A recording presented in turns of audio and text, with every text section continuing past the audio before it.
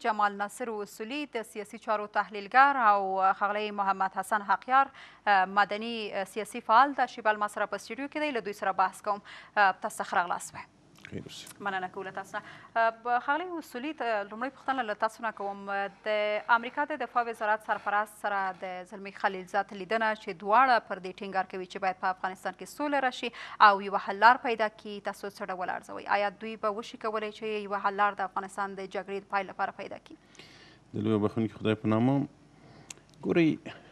امریکا جګړه شروع کړې افغانستان ته دوی راغلل د وخت نظام که طالبان وو یا هر څوک وو دوی د افغانستان د وخت نظام و حکومت لاندې کړ د هغې پر ځای بل څوک راوستل او په زور یې هغه نظام نورو ته په لاس ورکړ دا جګړه دوی پیل کړې او دوی به یې سړوي طالبان د دوی سره جګړه کوي په منځ کې څوک سوځېږي اوسنی دولت او هم خلک طالبان اخوا چې مړه کېږي هغوی هم افغانان دي او دې خوا هم یعنې دا هغه زړې خبرې دي چې موږ تل کوو خو په لویه کې جګړه امریکا پیل کړې ده د افغانانو پر ضد باندې دا افغانان که طالبان دي دا افغانان که هر څوک دي چې په دې هېواد کې د دې هېواد طبیعت لري او دې هېواد کې اوسېږي په کار ده چې امریکا دغه جګړې ته د پای ټکی کېږدي دوی پاکستان ته په پاکستان فشار راوړي تر څو هغه ترهګریزې ډلې چې په غېږه کې ساتي د هغوی څخه لاس واخلي او د افغانستان خلک نور پرېږدي دغه فشارونه به دوی پر پاکستان باندې څه وخت راوړي ښاغلی اصولي دا پروسه اوس د سولې پروسه روانه ده تاسو د پاکستان د چارواکو څرګندونې اورئ د افغانستان د سولې پر تړاو باندې چې دا خپله غیزې هم لري د وسله طالبانو سره د سولې په خبرو کې ولې تر اوسه پورې امریکا په پاکستان په مختلفو برخو کې په فشار نه دی اچولی او نه دی تحریم کړی ګورئ دلته په سیمه کې یوازې طالبان نه دي چې د افغانستان د اوسني نظام پر مقابل جنګیږي نورې ترهګرې ډلې دي چې هغوی اصلا هېڅ افغانان نه دي هغوی پاکستانیان دي هغوی چچنیایان دي هغوی چینایان دي حتی روسان هم پکې دي حتی اروپایان او امریکایان هم پکې دي دلته په لساو نورې ډلې دي ترهګریزې ډلې چې د افغانستان د حکومت پر ضد جنګیږي دوی غواړي چې د افغانستان د اوسنۍ جغرافیه چې ده د دوی دپاره پټنځای واوسي او د نړۍ دپاره د دغه ځایه د ترهګر صادر شي بنان دغه ټول ترهګر چې ساتل کیږي د پاکستان لخوا دي او امریکا د دې په مقابل کې دوی ته پیسې ورکوي پیسې په دې معنا طالب د امریکا پروژه ده طالب که د امریکا پروژه وي او که نه وي د پاکستان پروژه ده او په څنګ کې ورسره هغه پیسې چې امریکا پاکستان ته د مرستې په نوم ورکوي هغوی راوړي د پاکستان طالبانو ته په لاس کې ورکوي نورې ډلې دلته ګورئ نن پیښه وشوه طالبانو رد کړه او د هغې په مقابل کې نور څوک دي دلته داعش ته او نورې ډلې دي دلته چې آیسا یې سپورټ کوي بنان موږ وایو چې امریکا کله چې تا په افغانستان کې جګړه پیل کړه د پای ټکی هم ورته کېږده کله چې په پنجاب فشار راوړي چې نور ترهګر او هغه ډلې چې افغانان وژني هر څوک چې دي دې ته د پای ټکی کېږدي او دوی باید دا وکړي کومې هڅې چې اوس امریکا پیل کړي دي له وسله والو طالبانو سره د دوی لیده کاته او دغه ناستې فکر کوئ یوې نتیجې ته به سره ورسیږي آیا اوس دوی به وشي کولی چې د افغانستان جګړې ته د پای ټکی کېږدي زه هیلهمن نه یم په اوس کې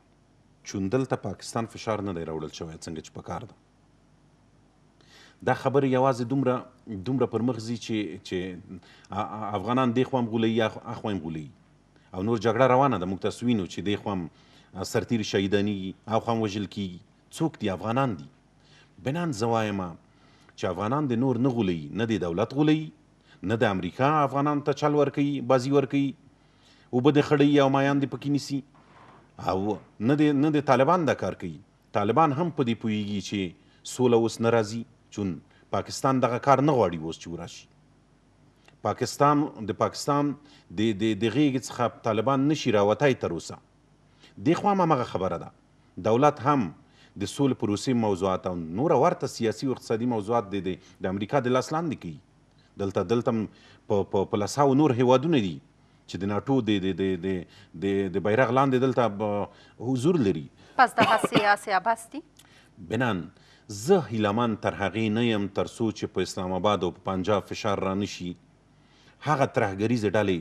چې د افغانستان او د افغانانو د وژلو دپاره ساتل کیږي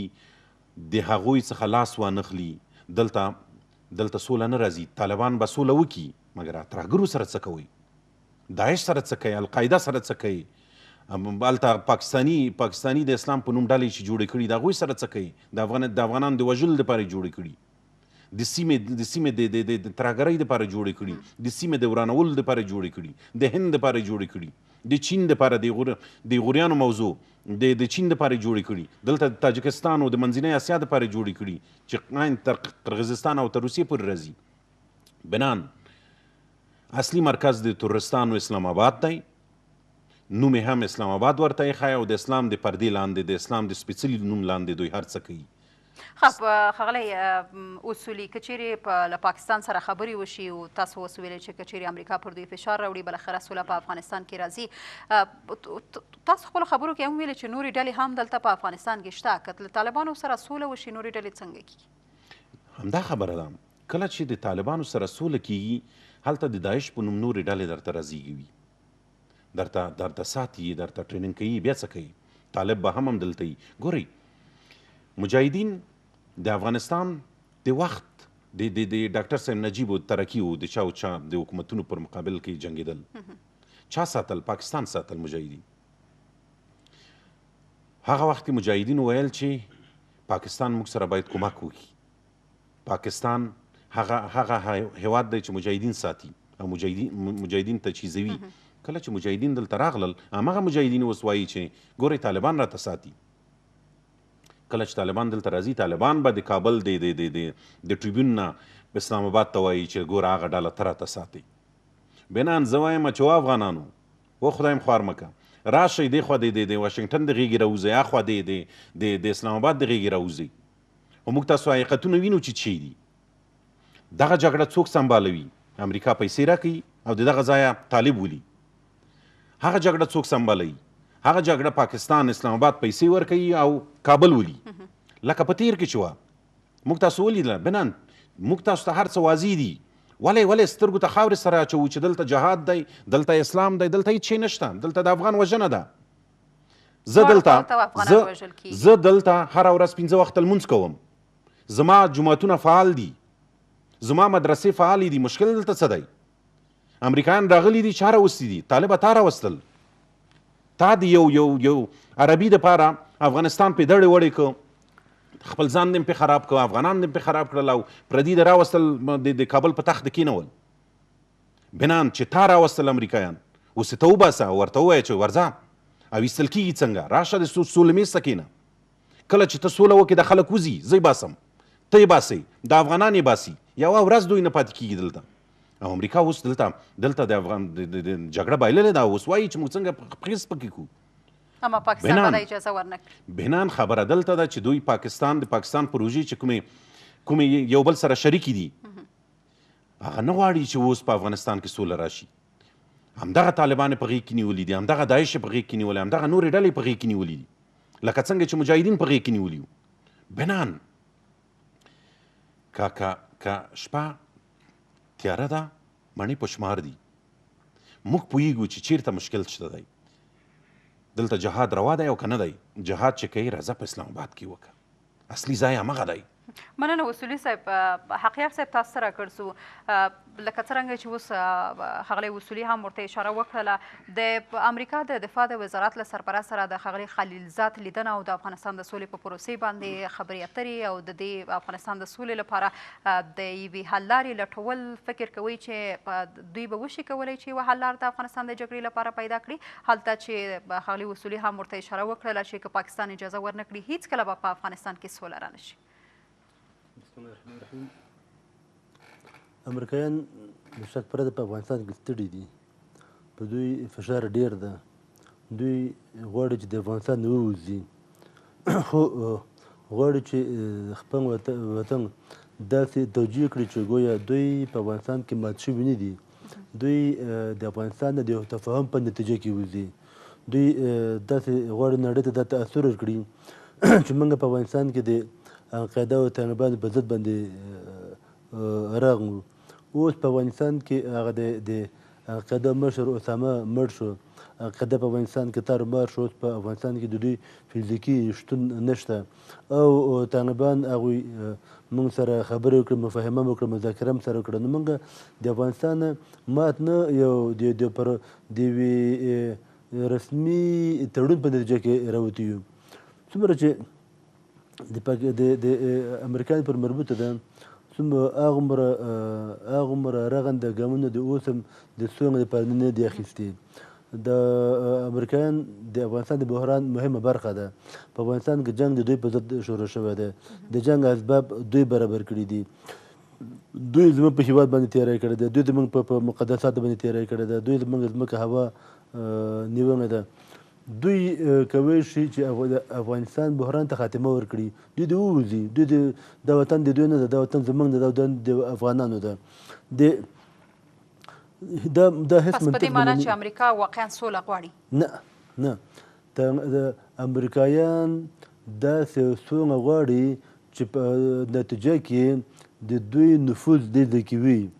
د دوی اثر او رسوخ ډېر ځای کې وي. په دې ځای کې د دوی که نظامي حضور نه وي، سیاسي حضور وي او تر څنګ یې په داسې بڼه باندې ووځي چې د دوی د وطن د دوی په ماتې باندې تعبیر نشي، د دوی دښمنان په دې ځای کې واکمن نشي. او په افغانستان کې د واقعا د یو اسلامي شرعي نفاذ مخه ونیسي او پرې نه دي چې د افغانانو د روسان په ضد باندې جنګ او جهاد او د امریکایانو په ضد باندې د طالبانو جګړه دا رنګ راوړي او دا یو ګټور طرز تمامه شي. که دوی غوښتي وای سره د دې ټکي سره موافق نه یم چې د افغانستان غونډ بحران پاکستان پر مربوطه ده. دا پاکستان ته بې ځایه کردیت ورکوونکی دي. دا د هغه چا کار دی چې پاکستان ډېر متاثره دي یا پاکستان ته په مستقیمه او غیر مستقیمه توګه کمپاین کوي. هغه به په دې فکر دي چې د افغانستان غونډ بحران پاکستان جوړ کړی ده. دا څنګه پاکستان د نړۍ 50 هېوادونو سره جنګېږي؟ دا څنګه پاکستان د ناټو سره د امریکا سره چې احتیاج هم ده ورته، سره چې محتاج هم ده ورته،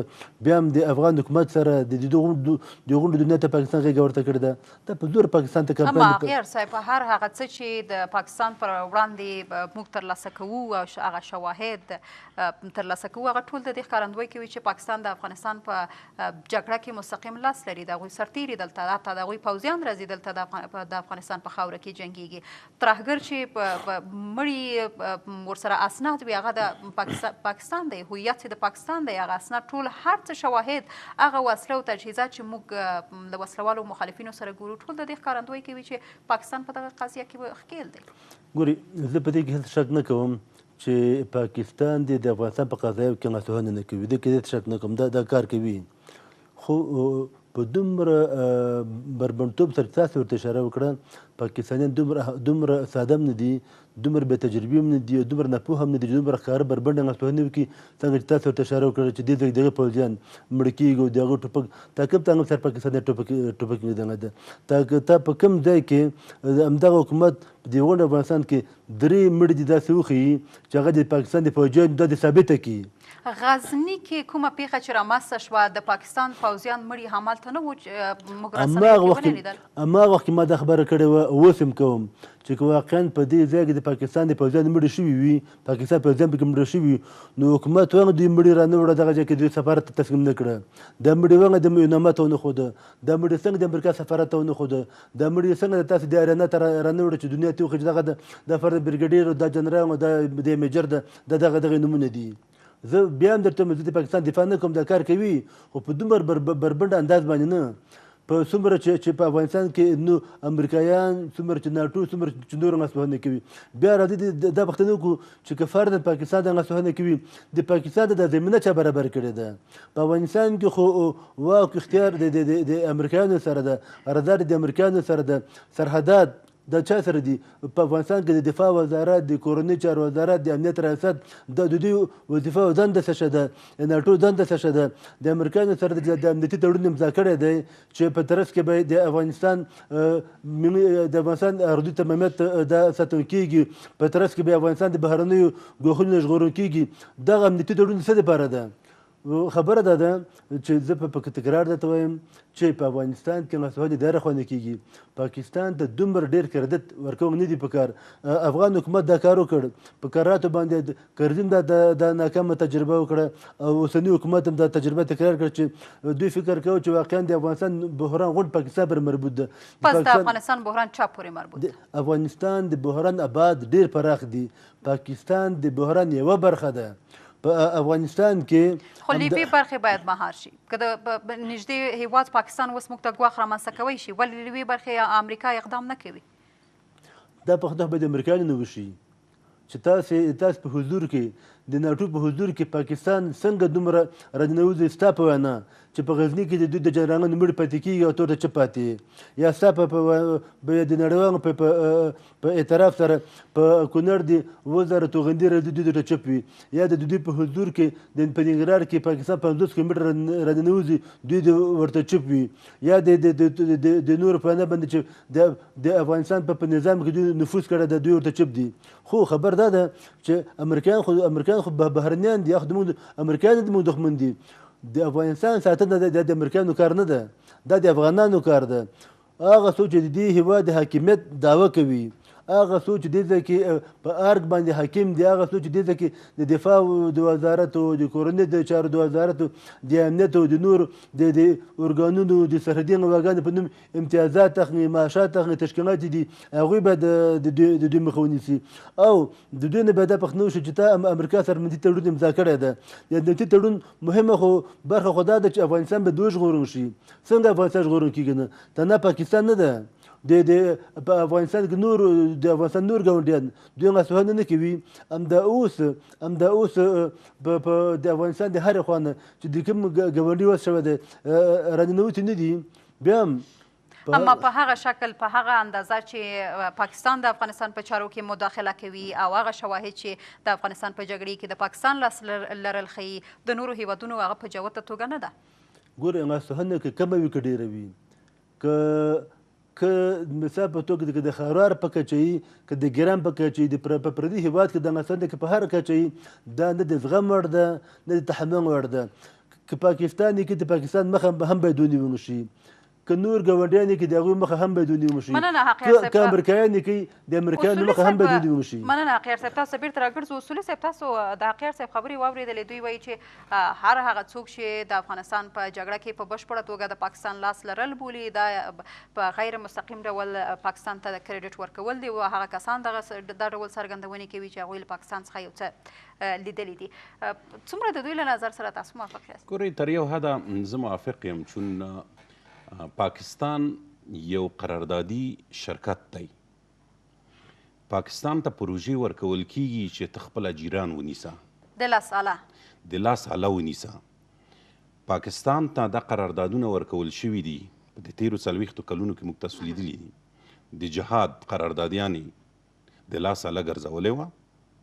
د روس په مقابل کې جهاد و خو زما هغه او د افغانانو په خپل منځ کې خپله مسله وه نو دلته امریکا څه کوي دلته پاکستان څه کوي دلته روس څه کوي دلته بل څه کوي مسله د افغانانو ترمنځ وه بنان پاکستان هغه څه غوښتل چې د ځان دپاره یې ګټه وه بنان زه وایم چې پاکستان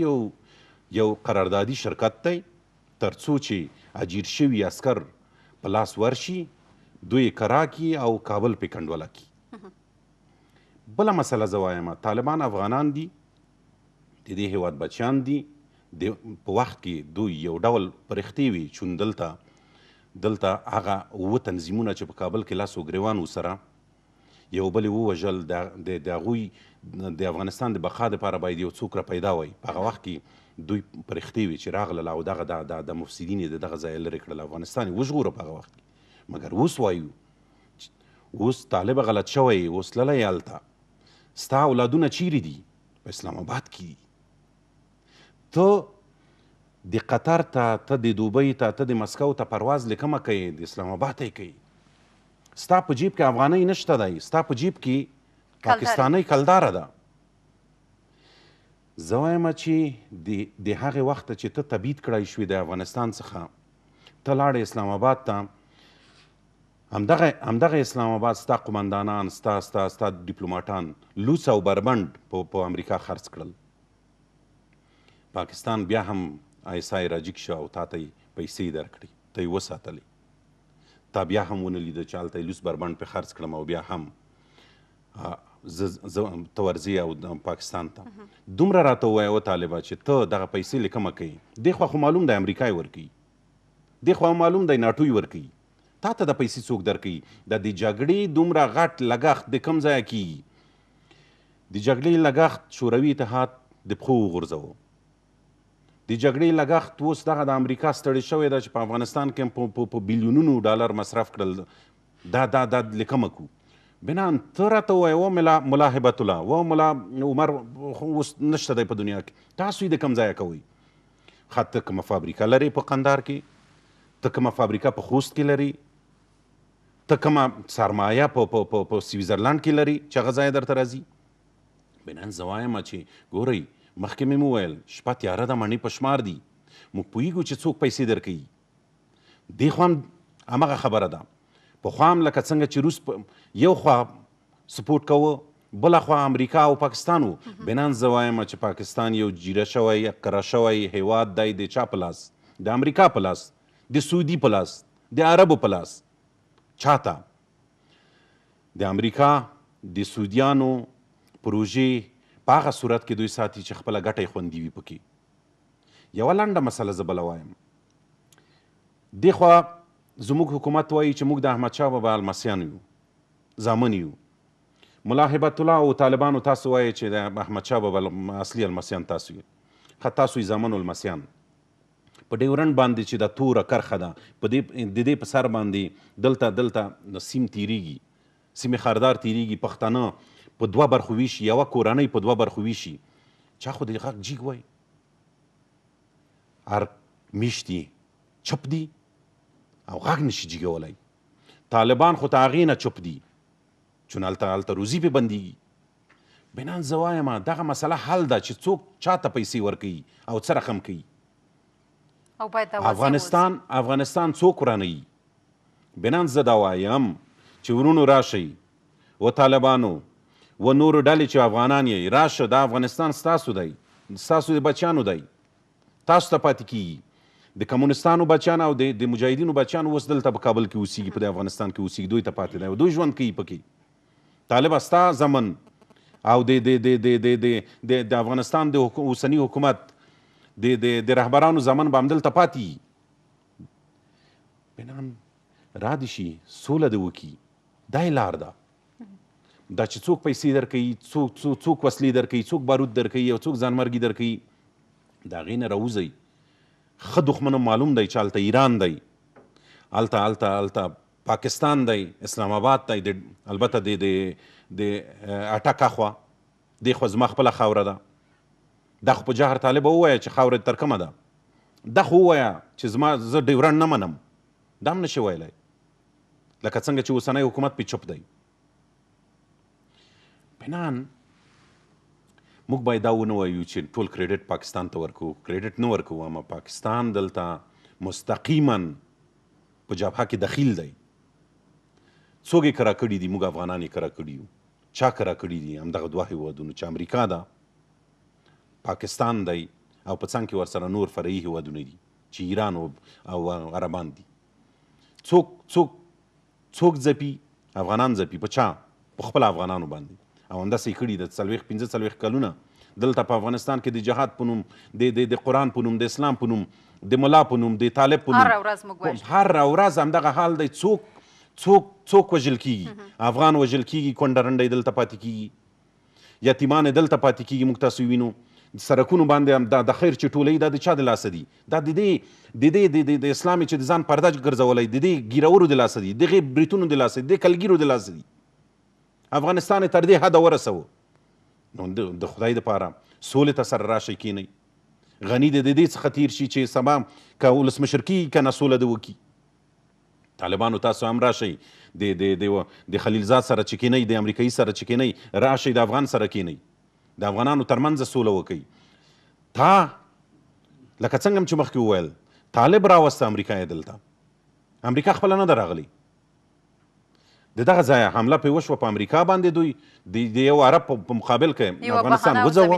بلې دوی راوسته دا اوس چې موږ وایو شرعي نظام ګورئ په افغانستان کې اوس هم د فقه په اساس باندې دا نظام جوړ شوی دا نظام نه په ایران کې شته دی دا نظام نه په اسلام آباد کې شته دی دا نظام نه په د اسلامي نورو هیوادونو کې شته دی دا تقویه کوي راشي کله چې ته راغلی د خلک وځي اما موږ هره ورځ ځپل کیږو او هغه اذهان چې د نړیوالې ټولنې ته یې موږ ورکوو کاملا کاشکې طالب جیګ وای کاشکې طالب جیګ وای امریکایي مړ کړی وای کاشکې طالب جیګ وای امریکایي مړ وای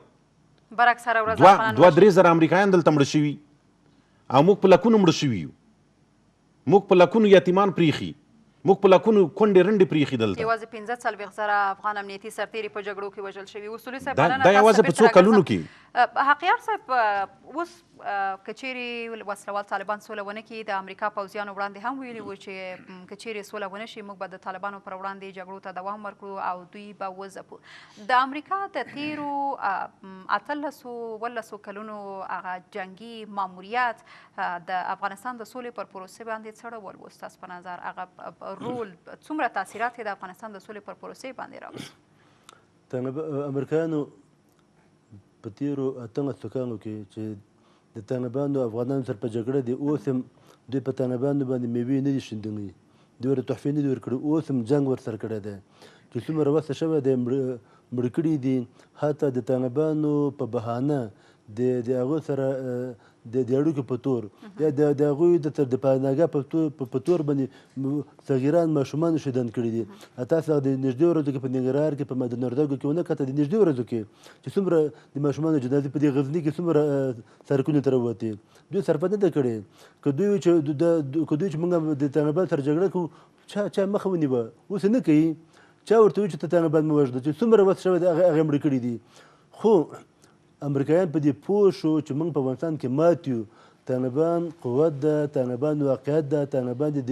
تاسو د امریکا ماموریت په افغانستان کې ناکامه بولئ زه نه ګڼم دنیا یې ګڼي خپله یې ګڼي که د دوی ماموریت ناکام نه وای په افغانستان کې چې دوی د کوم اهدافو دپاره رغین وو کوم هدف یې ترسره شوی دی دوی طالبان مات کړي دي دوی په افغانستان کې مخدره مواد منځه وړي دي دا 3 شعار دي هغه دوی په افغانستان کې کوم ښه حکومت رامنځته کړی دی دا دغه 3 شعار کوم هدف ته دوی ورسېده د تفسیر ته نه ورځو خبر دا ده چې په طالبانو باندې چا ترحم نه دی کړی نه په حکومت ترحم کړی نه په هغوی د افغانستان په جګړه کې بې د شک افغانان نه ژوند کېږي دا تریخ واقعیت ده نه د زغم نه وړ واقعیت ده خو که چیرې افغان حکومت دا طالبان وژني د دوی وزارت دفاع او د دوی کورني چارو وزارت او د دوی امنیت هر ورځ په افتخار سره اعلامیه ورکوي چې نن دومره طالبان مړه کړي دي نن دومره مړه کړي نن دومره قومندان مړه کړي هغوی به وژني هغوی نه وژني چې په دوی به تعصب پکار ده په هغوی باندې تعصب پکار ده دواړه افغانان دي په مجموع کې په افغان وژنه باندې تعصب پکار ده خو راځئ دې ته وګورو چې دا زمینه د جنګ د چا برابره کړې ده دا طالبان خو په ښکاره باندې چې موږ د افغانانو سره د موږ هېڅ ستونزه نشته ده د موږ ستونزه د امریکایي ځواکونو سره ده دا دې وځي افغان حکومت د دوی حمایت پرېږدي همدغه د امنیتي تړونونو سره فسخ کړي امریکایان د جواب کړي بیا چې په افغانستان کې امریکایان نه وي که بیا طالبان د حکومت سره جنګېږي بیا به د هر چا وړاندې د طالبانو مخې ته زه ورته ودرېږو چې وروره په وړاندې بهانه امریکایانو دا توان لرو چې د وسلوالو طالبانو پر وړاندې ودرېږو په تمامه معنا باندې چې د دې د جنګ بهانې نه وي بیا افغانان دومره کمزوري نه دي افغانان د جنګ ستړي دي افغانان د ځان د بقا په خاطر د ژوند د بقا په خاطر باندې هر ممکنه غاړه اچوي اوس طالب چې دومره د دوی په نه فدایانو یا سرتیري بریدګر پیدا کوی شي نو خو ورته وایي چې په افغانستان کې امریکایان دي په افغانستان کې یهودیان دي اسرائیل دي په افغانستان کې د واک د پردیو سره د امریکایان د موږ د دین او د موږ د فرهنګ دښمنان دي دغه ویډیوګانې ورته خېږي په مدن وردګو کې په پکتیا کې په غزني کې چې ماشومان وژني د ځوانان د احساسات راټورېږي په قطار باندې ودرېږي چې په امریکایان باندې ځانمرګي بریدونه وکړي بیا چې امریکایان نه وي بیا په افغانستان کې د 2014 کال کې کله چې بهرني ځواکونه له افغانستان څخه ووتل له هغه راهیسې تاسو د افغانستان وضعیت وګورئ ولې کړکېچن کیږي د هرې ورځې په تېرېدو ولې دغه زمینه وسلوال طالبان دې ته مساعدوي چې نړیواله ټولنه په افغانستان کې پاتې شي تر څو پورې چې غونډ امریکایان د افغانستان نه ووتي که یو امریکایي هم په افغانستان کې وي جنګ به روان وي دا جنګ که تانه به ودرېږي که تانه د امریکا په ضد جنګ ونه څوک د دې تضمین کوي چې امریکا او ناټو له افغانستان څخه ووځي افغانستان به په افغانستان کې به سوله راشي او طالب به جګړه نه کوي او له افغان حکومت سره به یو ځای کېږي زما د وطن سره د امریکایي کار څه شی دی زما د وطن سره د برټانیې کار څه شی دا وطن خو زما ده دا د افغان خو زه یم زه په امریکا کې مداخله کوم کوم امریکایي ما کوم امریکایي ته ضمانت ورکړې ده چې تا په خاور کې فرضاً د اوباما او د ټرمپ تر جنګ نه کېږي چې زه ضامن د دوی ما سره څه بیا خبر دا ده چې اوس په افغانستان کې د دوی پښتون کې جنګ نه دی روان که ته چې دوی اوس د جنګ د اوس جنګ نه دی روان که د دوی په پښتون کې جنګ نه وای دوی اوس به د اندېښنه په ځای وه اوس هم موږ وایو چې څومره دې وشي د امریکایان د څومره په نتیجه کې وځي دا څومره دې وشي چې په هغې کې د امریکایانو زما باور د امریکایانو حیثیت هم پکې خوندي وي د افغان حکومت حیثیت هم پکې خوندي وي د طالبانو حیثیت هم پکې خوندي وي د افغانانو حیثیت هم پکې خوندي وي او په نتیجه کې داسې حکومت راشي چې د ټولو افغانانو لپاره د زغم وړ وي او دغه اندېښنه چې تاسو سره ده چې که امریکایان ووځي کورنۍ جګړې باندې کېږي د دې لپاره باید نړیوال تضمینونه واخیسته شي د دې لپاره اسلامي کنفرانس د دې لپاره ملګري ملتونه تضمینونه تېرو کې نتیجه ورکړې ده چې اوس نتیجه ورکړي په هېڅ چیرې دغسې نړیوال تضمینونه چې وي د دوی تر شا به دوی ودرېږي اوس د دې نه پرته ته ماته چاره څه ده چې نړیوال تضمین نه وي د مثال په توګه د ملګرو ملتونو تضمین ونه منل شي اسلامي کنفرانس ونه منل شي چین ونه منل شي همدغه د وسلوال طالبان دې راشي سوله وکړي خپله غوښتنې دې مطرح کړي له هغه وروسته بیا افغان حکومت به هم دا تصمیم ونیسي چې بهرني هیوادونه مخصوصا امریکا په افغانستان کې پاتې شي او که نه دوی څه ډول دا تضمین ورکولی شي چې د بهرنیو ځواکونو په وتلو سره به په افغانستان کې سوله راشي او طالبان به یو ځل بیا د همغه توره دوره چې 5 کلونو کې دوی وکړل هر څه یې وکړل موږ تر اوسه پورې چې موږ په شا پاتې یو دغه وضعیت چې تاسو ګورئ د همدغه 5 کلونو نتیجه ده چې موږ او تاسو یې ګورو دا ضمانت څوک ورکوي ګورئ د طالبانو دوره ته به توره دوره وایي خو افغانان وړاندې چې اوسني صبر ته اشاره وکړه هغه د نجات دوره وه ته به نه پوهېږې په هغه وخت به ته چېرې وي ته په دې کابل ښار کې د وحشت او دهشت تېر شوی دی که هغه وخت که نه وي چې هغه به د کیسې کړي په هغه وخت په دې کې مړي نه ګډول کېده په دې ښار کې رقص مرده دې نه دی اورېدلی په دې ښار کې د ښځو نتویونه نه غوڅېده په دې ښار کې له هغه وروسته 15 کاله چې موږ وروسته پاتې شو د پوهنې په برخه کې په ټولو برخو کې موږ وروسته پاتې شو دا خپله د همدغه نتیجه نه ده د جګړو دوام د همدغه 5 کلونو نتیجه نه ده هغه دوره کې جنګ و مثبت اړخونه مو او منفي اړخونه مو مثبت اړخونه تر منفي اړخونه ډېر وو که تا هغه دوره ماته ښیي چې د معرف نه وروسته پاتې شو همدا اوس د افغانستان ته دې ته مه ګوره چې په سکرین کې ناست یې دنیا دې ګوري ته د هغه خویندو فکر وکړه چې هغه په پکتیا کې دي هغه په پکتیکا کې دي هغه په غور کې دي په بادغیس کې دي په کونړ کې په نورستان کې دي ته د هغې ښځو نه خبره یې چې د هغې ښځو په ژوند کې کوم تغییر راغلی ده ته په دې نه پوهېږې چې هره ورځ د همدې امریکایانو په جنګ کې هره ورځ 200 ځوانان وژل کېږي د 200 ځوانانو میندې نشته خویندې نشته ښځې نشته ته مه وایه چې په تا به د تلویزیون سکرین بند شي ته د هغه فکر وکړه چې هره ورځ به میاشت نه هره ورځ زموږ 200 ځوانان 300 ځوانان قرباني کېږي 300 خویندې په ویر ماتم کې کښېني زمونږ زه په جنګ اصرار نه کوم زه د طالبانو سپینې پرختې نه جوړوم واقعیتونو ته باید راشو که په واقعیتونو باندې سترګې پټ کړو دا ستونزه نه اوارېږي وړاندې ځینې ټوکو د دوستانو اشاره وکړه د پاکستان د افغانانو د روسانو په وخت کې د افغانانو جهاد د پاک مقدس جهاد و